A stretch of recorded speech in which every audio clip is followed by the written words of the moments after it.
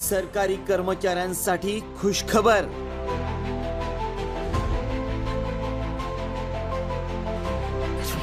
आठव्या वेतन आयोगाच्या स्थापनेस मंजुरी।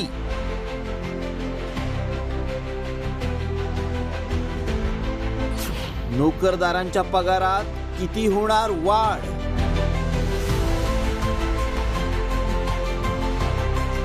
सरकारी कर्मचाऱ्यांसाठी खुशखबर आहे।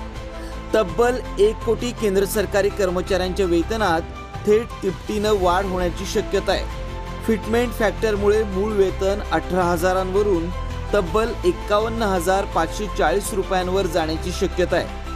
तर घरभाडं आणि इतर भत्त्यांमध्येही घसघशीत वाढ होणार आहे।